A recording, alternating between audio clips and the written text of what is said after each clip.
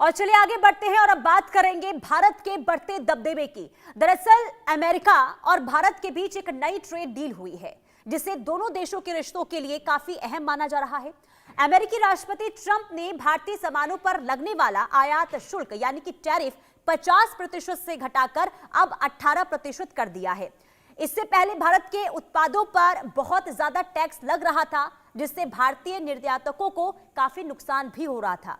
अब नई डील के बाद अमेरिका ने रूस से तेल खरीद से जुड़ा यह अतिरिक्त टैक्स हटा दिया है।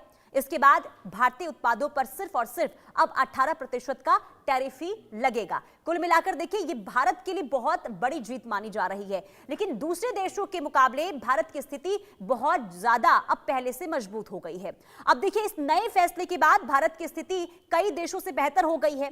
अमेरिका ने चीन पर अभी भी 34%, ब्राजील पर 50%, दक्षिण अफ्रीका पर 30% टैरिफ लगाया हुआ है। वहीं बांग्लादेश और वियतनाम पर 20% अभी भी टैरिफ लगा हुआ है। पाकिस्तान पर 19% और मलेशिया पर 19% टैरिफ लगा हुआ है। ऐसे में भारत अब अमेरिका के बाजार में कम टैक्स के साथ अपने उत्पाद बेच सकेगा, जिससे निर्यात बढ़ने की उम्मीद जगी है। यानी कि देखिए व्यापारिक तौर पर भारत एक बहुत बड़ा बाजार रहा है अमेरिका के लिए, और ऐसे में अमेरिका के बाजारों में अब कहीं ना कहीं भारत के लिए बहुत अच्छे संकेत अब इस डील से मिलने वाले हैं। अब देखिए इस पूरी डील में ट्रंप और मोदी की बातचीत का खासा असर जो है वो देखने को मिला है। दरअसल डोनाल्ड ट्रंप ने social media platform truth social पर यह बताया कि उन्होंने प्रधानमंत्री नरेंद्र मोदी से बातचीत की है और इस बातचीत में व्यापार के साथ साथ रूस यूक्रेन युद्ध पर भी चर्चा की गई है।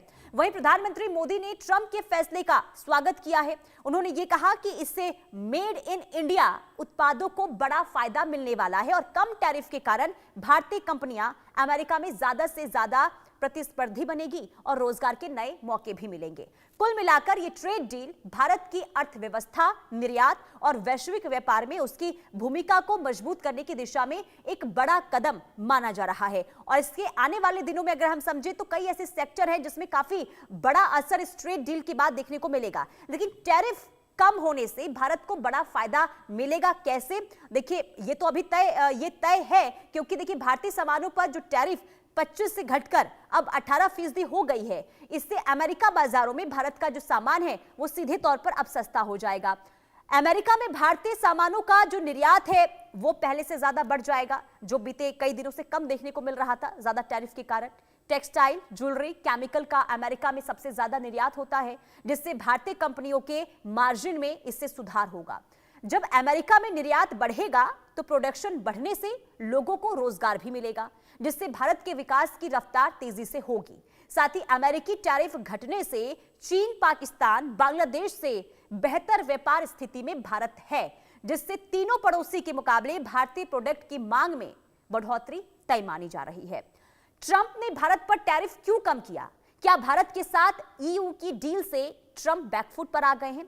इसी मुद्दे पर हम खास मेहमानों के साथ चर्चा भी करेंगे और समझने की कोशिश भी करेंगे। जहां एक तरफ यूरोपीय यूनियन के साथ ट्रेड डील हुई, क्या इसके बाद बैकफुट पर या फिर यू टर्न इस वक्त जो है अमेरिका नजर आ रहा है? हमारे साथ मेहमान भी जुड़ चुके हैं। संजीव श्रीवास्तव विदेश मामलों के जानकार जुड़े हुए हैं और रजत मिश्रा अर्थशास्त्री हमारे साथ जुड़े हुए हैं। बहुत स्वागत आप दोनों का सर अब इस चर्चा में इंडिया न्यूज पर। सबसे पहले संजीव श्रीवास्तव सर, मैं आपके पास आऊंगी। ये जो ट्रेड डील हुई है, जो ये प्रतिशत यानी कि जो टैरिफ का ये टैरिफ घटाया गया है अमेरिका की ओर से भारत पर, इसे किस तरीके से देख रहे हैं? देखिए ये तो अब जो अभी टैरिफ घटाया गया ये तो भारत के लिए बहुत अच्छी खबर है, और सीधे तौर पर मैं आपसे ये जानना चाहूंगी कि आखिर भारत की ऐसी कौन सी नीति रही है जिसके आगे अमेरिका झुक गया? देखिए पुनीता जी, अब भारत और यूनाइटेड स्टेट्स ऑफ अमेरिका के बीच में जो कॉम्प्रिहेंसिव ग्लोबल स्ट्रेटेजिक पार्टनरशिप है, जो ये गहरे और प्रगाढ़ संबंध हैं, उसके लिए एक बेहद अच्छी खबर है। और ये जो संबंध हैं जिनकी की नींव बड़ी गहरी है, और मैं इसको एम्फेसाइज करना चाहता हूं कि भारत और अमेरिका के बीच के जो संबंध हैं वो विश्व के दो सबसे बड़े लोकतांत्रिक राष्ट्रों के बीच के संबंध हैं। ये हमारे साझा लोकतांत्रिक मूल्यों, साझा हितों, साझा अवसरों तथा साझा चुनौतियों पर आधारित संबंध है। इन संबंधों की नींव बड़ी गहरी है और इन संबंधों को भारत के अनेक प्रधानमंत्रियों ने, अमेरिका के अनेक राष्ट्रपतियों ने पिछले 25 वर्षों में गढ़ा था, बनाया था, और जिसमें कि डोनाल्ड ट्रंप का पहला एडमिनिस्ट्रेशन भी शामिल था।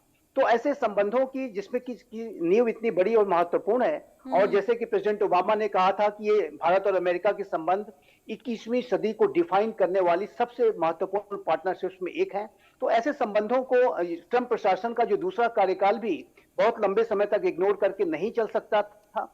और जाहिर है कि एक तो इसकी जो महत्ता है, मैं इसको पहले ही स्पष्ट कर देना चाहता हूं, लेकिन भारत के द्वारा डोनाल्ड ट्रंप और ट्रंप प्रशासन के द्वारा जो टैरिफ को जब लगाया गया, तो भारत ने उसका जिस संकल्पबद्धता के साथ, जिस संतुलन के साथ, विवेकपूर्ण और बुद्धिमत्तापूर्ण तरीके से उसको रिस्पॉन्ड किया, उसको डील किया। और जाहिर है कि भारत ने ज्यादा कोई बड़ी प्रतिक्रिया न देते हुए अपने बड़े डिप्लोमेटिक मनूवर्स के माध्यम से ये बात ट्रंप प्रशासन को बता दी कि भारत अपनी स्ट्रेटेजिक ऑटोनॉमी के साथ कोई समझौता नहीं करेगा और भारत अपने निर्णय स्वयं लेगा। और आप देखिए तो भारत के चाहे रशिया के साथ संबंध हैं, वो लगातार अच्छे बने हुए हैं। भारत चाइना के साथ भी अपने संबंधों को सुधार रहा है। तियानजिन में भी जब तस्वीरें सामने आई राष्ट्रपति शी जिनपिंग, राष्ट्रपति पुतिन और प्राइम मिनिस्टर मोदी की, उस समय भी ट्रंप प्रशासन को और राष्ट्रपति ट्रंप को एहसास हुआ था कि कहीं वो भारत को खोते तो नहीं जा रहे हैं। लेकिन पुनीता जी, मैं स्पष्ट रूप से कहना चाहता हूं कि ये जो रिव्यू ट्रंप प्रशासन ने किया है, ये जो एक बदलाव किया है, उसके पीछे भारत और यूरोपियन यूनियन के बीच में की गई जो मदर ऑफ ऑल डील्स है, उसका सबसे गहरा इंपैक्ट पड़ा। और उर्सुला वॉन डेर लेयन और प्रेसिडेंट डिकोस्टा जब भारत आए और उन्होंने जिस तरीके की मैसेजिंग की, और ये जो मैसेजिंग बहुत ही स्ट्रेट तौर पे ट्रंप प्रशासन को गई कि इस 21वीं सदी के तीसरे दशक में जब पूरा विश्व है, तो ऐसे में विश्व की जो अन्य इमर्जिंग पावर्स हैं, वो अपने आप के कोलैबोरेशन को गहरा करके भी पूरी विश्व व्यवस्था को चला सकती हैं, अपने ग्रोथ, प्रॉस्पेरिटी और डेवलपमेंट को इंश्योर कर सकती हैं। अमेरिका ही सारी चीजों को डिक्टेट नहीं कर सकता, अमेरिका के अलावा भी दुनिया चल सकती है, उसके विकल्प भी तलाशे जा सकते हैं। इस तरीके का जो मैसेज है वो भारत ने, यूरोपियन यूनियन ने दिया है, और विश्व के अन्य राष्ट्रों ने भी, जहां कहीं भी टैरिफ राष्ट्रपति ट्रंप ने इंपोज किया, इसी तरीके के मैसेजेस वहां से भी जब जाना शुरू हुए। कनाडा का आपने मार्क कार्नी की स्पीच सुनी, आपने इमैनुअल मैक्रोन फ्रांस के राष्ट्रपति की स्पीच सुनी, और अन्य जो राष्ट्र भी इसी तरीके का जब उन्होंने रुख अख्तियार किया, तो उसने ट्रंप प्रशासन को इस बात के लिए मजबूर किया कि वो भारत जैसे क्लोज स्ट्रेटेजिक पार्टनर के साथ अपने संबंधों को, जो उन्होंने तनावग्रस्त कर लिया है, उसको रिव्यू करें। और मेरा मानना है कि इंडिया ईयू की जो ट्रेड डील हुई, उसका एक सबसे गहरा इंपैक्ट राष्ट्रपति ट्रंप के ऊपर पड़ा है, और जिसकी की वजह से वो अपनी टैरिफ की नीति में एक बदलाव के लिए, ये माना भी जा रहा था कि मदर ऑफ डील जो हुई है, वो कहीं ना कहीं देखिए ये टैरिफ के लिए, टैरिफ के खिलाफ बहुत बड़ा कदम ये माना जा रहा था, और इसका असर देखिए दिखा भी है। ठीक है, मैं आपके पास लौटूंगी, लेकिन रजत मिश्रा जी, ये जो डील हुई है, इसे आप किस तरीके से देख रहे हैं, खास करके निर्यात के क्षेत्र में? और अगर हम जीडीपी की बात करते हैं, तो इस डील के बाद कितना असर आगे आने वाले दिनों में देखने को मिल सकता है?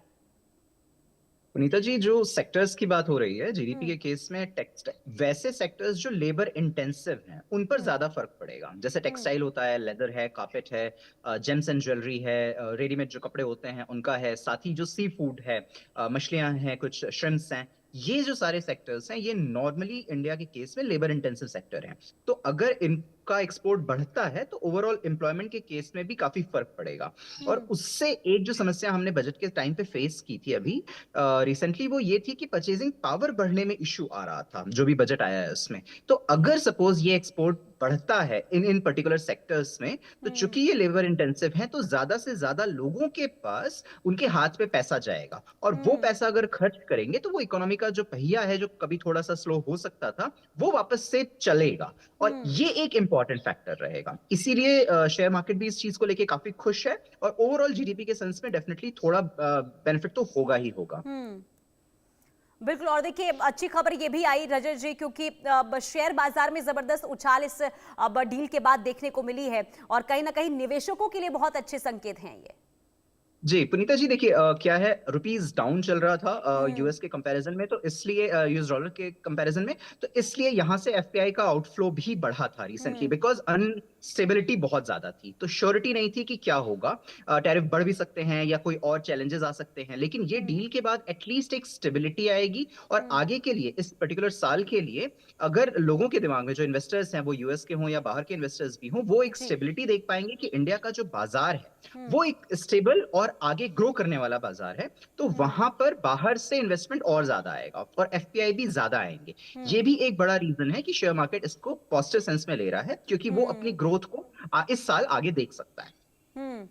बिल्कुल। और मैं आगे आपसे ये भी समझूंगी कि लॉन्ग टर्म के इंपैक्ट को आखिर किस तरीके से देखा जा रहा है इस डील के बाद, मैं आपके पास लौटूंगी सर। लेकिन संजय श्रीवास्तव सर, देखिए, एक तो ये यूरोपीय यूनियन के साथ जो डील हुई, इसकी बहुत बड़ी वजह मानी जा रही है ये अमेरिका ने जो यू टर्न लिया है, लेकिन साथ ही साथ भारत का दबदबा कितना मजबूत हुआ है, इसे किस तरीके से समझा जाए? क्योंकि हमने देखा है कि टैरिफ को लेकर अब एक आक्रामक रूप रहा है डोनाल्ड ट्रंप का। खास करके देखिए, जब हमने रूस से तेल अब खरीदने की बात सामने आई थी, इसके बाद भी 25% एक्स्ट्रा टैरिफ लगाया गया था। इसके बाद अब धमकी ये भी दी जा रही थी कि आने वाले दिनों में 100% टैरिफ भी लगाया जाएगा। और अमेरिका के एक सांसद है जिन्होंने ये कहा था कि भारत पर 500% टैरिफ लगा देना चाहिए। तो ऐसे में अब अगर इतना ज्यादा दबदबा जब अमेरिका की ओर से भारत पर रहे, लेकिन इसके बावजूद भी अगर भारत नहीं झुकता है अमेरिका के सामने, तो इसे आप किस तरीके से देख रहे हैं कि आखिर किस तरीके से मजबूत अंतर्राष्ट्रीय स्तर पर भारत हुआ है?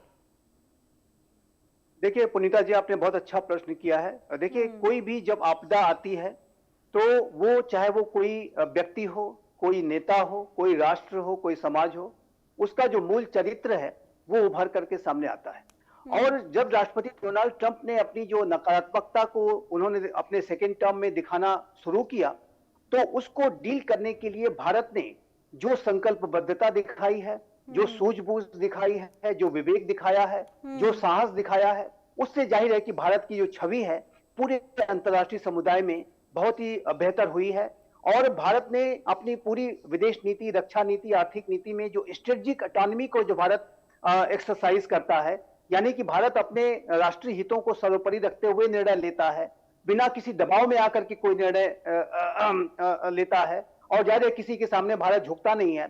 ये जो मैसेज है वो विश्व के अन्य राष्ट्रों को भी गया है।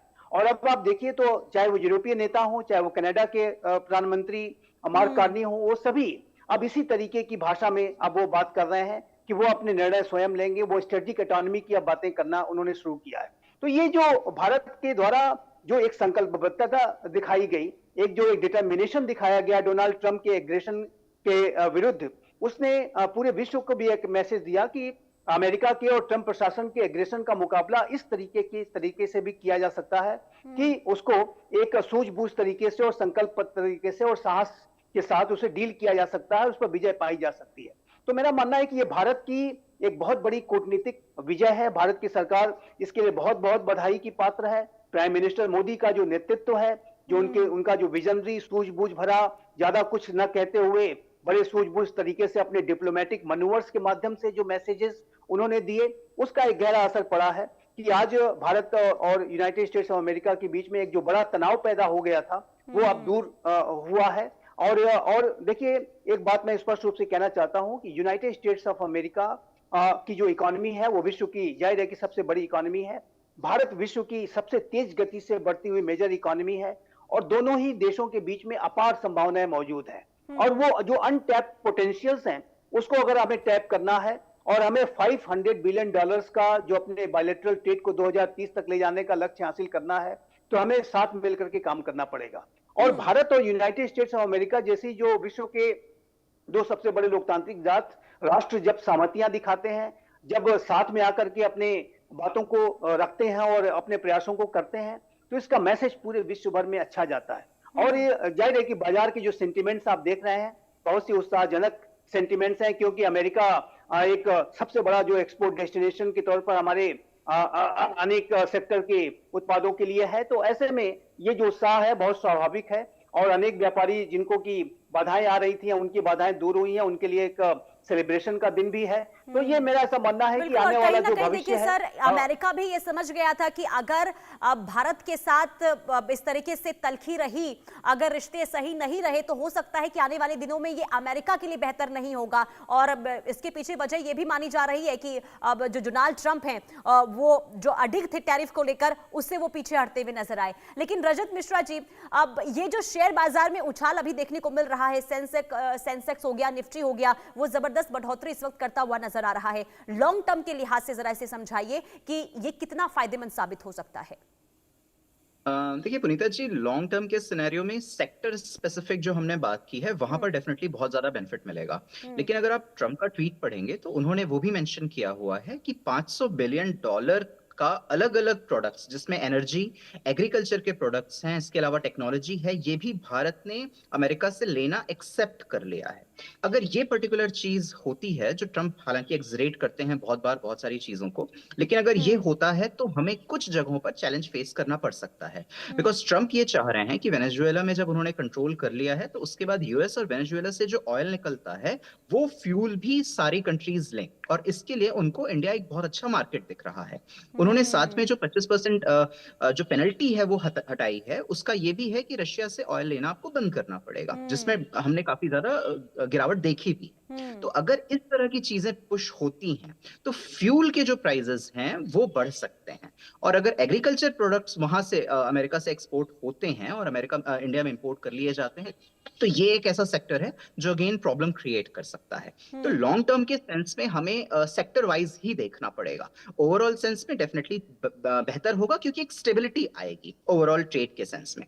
लेकिन छोटी छोटी चीजों पर अगर हम जाना शुरू करेंगे और इसको फाइन डिटेल्स में देखेंगे तो हमें कुछ चैलेंजेस फेस करने पड़ सकते हैं। बिकॉज साउथ कोरिया का एग्जांपल अगर हम लेते हैं तो करीब 5-6 महीना पहले ही साउथ कोरिया ने ये कह दिया था कि वो $350 बिलियन का इन्वेस्टमेंट करेगा अमेरिका पे, और उसके बदले उनके जो टैरिफ थे वो कम कर दिए गए थे।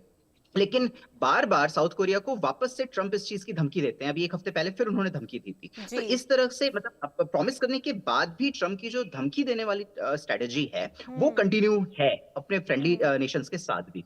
तो इसलिए ये जो अनसर्टेनिटी है वो वापस हो सकती है, बशर्ते दोनों जो अपने प्रोमिसेस हैं उसको मेंटेन कर सकें। ठीक है। और संजीव श्रीवास्तव जी से मैं यही सवाल लेना चाहूंगी जो रजत जी ने बताया। देखिए, ये जो डील हुई है इसमें एक खास बात ये भी सामने आई कि रूस से तेल खरीदना भारत को बंद करना पड़ेगा, वेनेजुएला से तेल खरीदना होगा।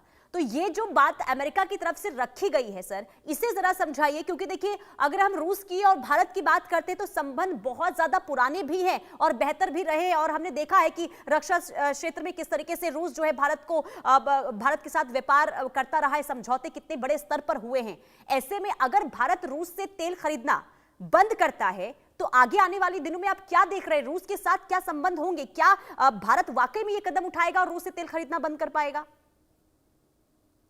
देखिए, भारत और रशिया के जो संबंध हैं वो अटूट हैं, अटल हैं, वो टाइम टेस्टेड रिलेशनशिप है। और मुझे नहीं लगता कि किसी भी राष्ट्र के द्वारा इस तरीके का दबाव बना करके भारत को कहीं भी विवश किया जा सकता है कि भारत के और रशिया के संबंधों में कोई गिरावट आए। ऐसा होने वाला नहीं है। और ये राष्ट्रपति पुतिन की यात्रा आपने देखी किस तरीके से पूरे भारतवर्ष ने उनका एक बहुत ही शानदार स्वागत किया, और ये जो यात्रा उनकी बहुत सफल रही थी। तो ये देखिए, भारत और रशिया के संबंधों का जो आधार है वो जाहिर है कि विश्वास है, वो ट्रस्ट के ऊपर आधारित संबंध है। और एक कहते हैं इसको friend in need is a friend in deed. उस तरीके की जो स्थिति में रशिया ने भारत की संकट में मदद की थी, और जाहिर है कि भारत ने रशिया की भी संकट के समय में लगातार मदद की है। तो ये सच्ची मित्रता बनी रहेगी। लेकिन जहां तक भारत के ऑयल को खरीदने की पॉलिसी का प्रश्न है, तो इस बारे में भी भारत लगातार अमेरिका को स्पष्ट कर चुका है कि जो भी हम इस संदर्भ में निर्णय लेंगे वो अपने हम स्वयं के निर्णय लेंगे। हमारे जो अपने एनर्जी सिक्योरिटी के जो इम्पेरेटिव्स हैं, हमारे राष्ट्र के लोगों की एनर्जी सिक्योरिटी जहां से भी और जिस तरीके से बेस्ट सर्व हो सकती है, और हमारे राष्ट्र के लोगों के पास फ्यूल की कमी ना हो, ऑयल की, डीजल की, गैस की, जहां से भी बेस्ट सप्लाईज इंश्योर हम कर सकते हैं, रिजनेबल रेट पर उसको इंश्योर कर सकते हैं, उसी आधार पर हम निर्णय लेंगे। ये अमेरिका और अमेरिका से अगर भारत तेल खरीदता है, हालांकि पहले भी खरीदता था, बाद में अमेरिका की तरफ से प्रतिबंध लगाया गया, इसके बाद भारत ने तेल खरीदना बंद किया, लेकिन अगर एक बार फिर से शुरुआत होती है सर, तो इसे किस तरीके से भारत के लिहाज से देख रहे हैं आप? देखिए, भारत का एनर्जी इंपोर्ट्स को लेकर के एक डाइवर्सिफिकेशन की पॉलिसी है। भारत वेनेजुएला से भी पहले तेल खरीदता था, अमेरिका से भी भारत तेल खरीद रहा है, मिडिल ईस्ट रीजन से भी तेल खरीद रहा है, और रशिया से भी तेल खरीदता है। तो भारत का कोई एक जाहिर है कि जहां कहीं हमें बेस्ट डील्स मिलती हैं, जहां कहीं भी हमारी एनर्जी सिक्योरिटी बेस्ट सर्व होती है, हमें रीजनेबल रेट्स मिलते हैं, वहां पर भारत जाएगा। लेकिन ये जो निर्णय कि हम किससे खरीदेंगे और किससे नहीं खरीदेंगे, ये भारत की सरकार डिसाइड करेगी। ये और भारत की बिल्कुल जनता हैरानी इस बात और की है भारत के सर, प्रधानमंत्री क्योंकि श्री जब नरेंद्र ये मोदी भी डील को खैर लेकर करें। बातचीत हुई, टैरिफ को लेकर, देखिए डोनाल्ड ट्रंप ने अपने सोशल मीडिया हैंडल पर इस बात की जानकारी दी कि टैरिफ घटा दिया गया, बातचीत हो गई, किन किन मुद्दों पर बातचीत हुई। लेकिन अब ये भी कहा गया कि रूस के साथ भारत तेल नहीं खरीदेगा, लेकिन भारत की तरफ से अब तक कोई प्रतिक्रिया सामने नहीं आई है। तो इसे किस तरीके से आप देख रहे हैं? डोनाल्ड ट्रंप ने तो ऐलान कर दिया, लेकिन भारत अभी चुप है इस मुद्दे पर। देखिए यही तो भारत की जो सरकार की आज की सरकार की जो सूझबूझ भरी जो नीति है, ये वही इसी बात को दर्शाता है कि डोनाल्ड ट्रंप कई बार एग्जेजरेट करते हैं चीजों को, और कई बार वो गलत तथ्यों को भी पेश कर देते हैं। कई बार वो अपने ऐसे बयान दे डालते हैं जिसका कोई आधार नहीं होता। भारत ने ऐसे बयानों के ऊपर प्रतिक्रिया न देना ही एक बेहतर विकल्प समझा है। और लेकिन जहां तक भारत ने अपने मनोवर्स के माध्यम से, अपने स्टेप्स के माध्यम से, अपने द्वारा जो एक्शंस लिए जा रहे हैं उसके माध्यम से भारत ने मैसेज दिया है। और देखिए भारत और रशिया के बीच के जो संबंध हैं, जैसे कि मैंने कहा, ये टाइम टेस्टेड रिलेशनशिप है, वो किसी दबाव में आकर के कभी भी कम नहीं होंगे। और भारत और रशिया के बीच का जो बायलैटरल ट्रेड है वो लगातार बढ़ा है। और जहां तक ऑयल की भी खरीदने की बात है, तो वो जाहिर है कि भारत अपने बेस्ट एनर्जी सिक्योरिटी के इंटरेस्ट को ध्यान में रखते हुए रशिया के साथ भी मेरे असेसमेंट के मुताबिक अपने ऑयल के जो ट्रेड को जारी रखेगा। और भारत उसी तरीके से जहां कहीं भी हमें बेस्ट डील्स मिलेंगी उनसे, उनके साथ भी अपनी जो व्यापारिक जो ऑयल के जो संबंध है, एनर्जी के सिक्योरिटी के जो संबंध है, उसको भी बनाएगा। तो भारत की जो कार्य करने का जो तरीका है वो संतुलित तरीका है, विवेकपूर्ण तरीका है। उसमें भी जाहिर है कि मैं फिर से इस बात को भारत पहले भी कह चुका है, देखिए नेशन हमारे लिए सर्वोपरि है, और ऐसे में इस दिशा में अगर इकोनॉमी को इंश्योर किया जाएगा। बिल्कुल, और इस दिशा में देखना यही होगा कि सर, कि भारत की तरफ से क्या प्रतिक्रिया सामने आता है। भारत का इंतजार करना होगा, भारत कहता क्या है इसे लेकर।